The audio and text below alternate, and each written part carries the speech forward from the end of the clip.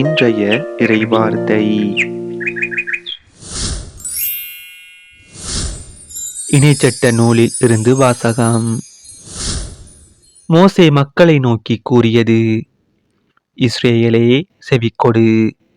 நம் கடவுளாகிய ஆண்டவர் ஒருவரே ஆண்டவர். உன் முழு இதயத்தோடும், உன் முழு உள்ளத்தோடும், உன் முழு ஆற்றலோடும் உன் கடவுளாகிய ஆண்டவரிடம் அன்பு கூர்வாயாக.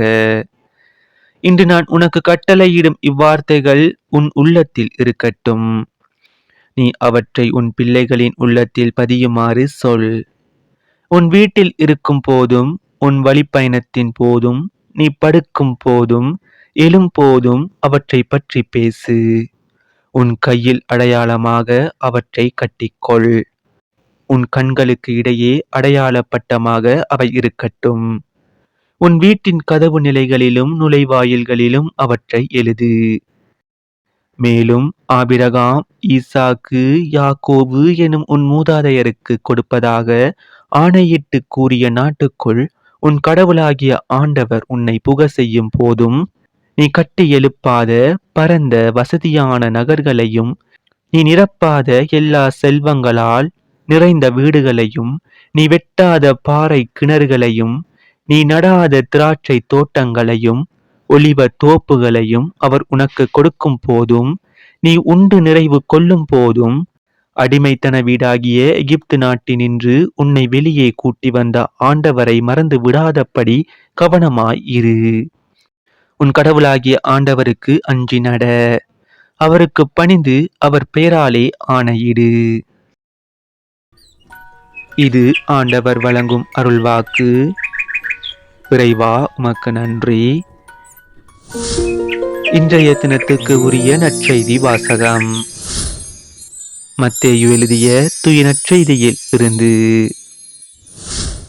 அக்காலத்தில் இயேசுவும் சீடர்களும் மக்கள் கூட்டத்தினரிடம் வந்தபோது, ஒருவர் இயேசுவை அணுகி அவர் முன் முழந்தாள் படியிட்டு, ஐயா, என் மகனுக்கு இரங்கும்.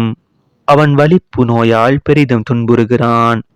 அடிக்கடி தீயிலும் தண்ணீரிலும் விழுகிறான். உம் சீடர்களிடம் அவனை கொண்டு வந்தேன். அவனை குணமாக்க அவர்களால் முடியவில்லை என்றார்.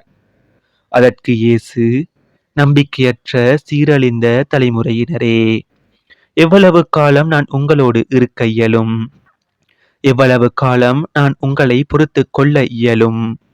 அவனை என்னிடம் இங்கே கொண்டு வாருங்கள் என்று கூறினார்.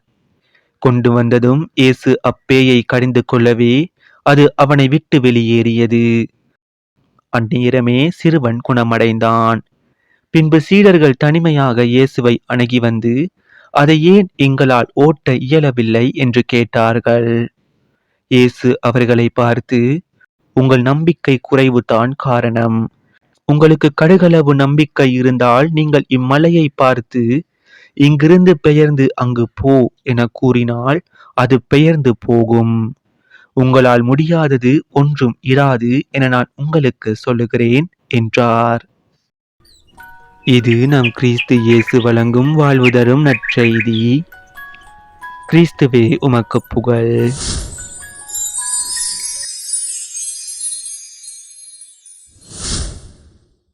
இன்றைய தினத்துக்கு உரிய சிந்தனை துளிகள். இரு நம்பிக்கைகள் பேய்களை ஓட்டும். அந்த பேயை ஏன் சீடர்களால் ஓட்ட இயலவில்லை?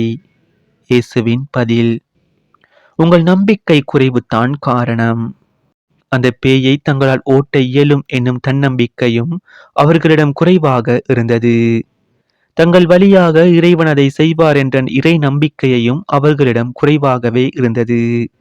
எனவே தான் அவர்களால் அப்பேயை ஓட்ட இயலவில்லை. தன்னம்பிக்கை, இறை நம்பிக்கை இரண்டிலும் நிறைவு பெற்ற இயேசுவால் எதையும் சாதிக்க முடிந்தது. நம் வாழ்விலிருந்து ஆணவம், பொறாமை, குடி, புகை, அலைபேசி மோகம் போன்ற அடிமைத்தனங்களை விரட்ட முடியவில்லை என்று பல முறை நாம் குறைபட்டிருக்கிறோம்.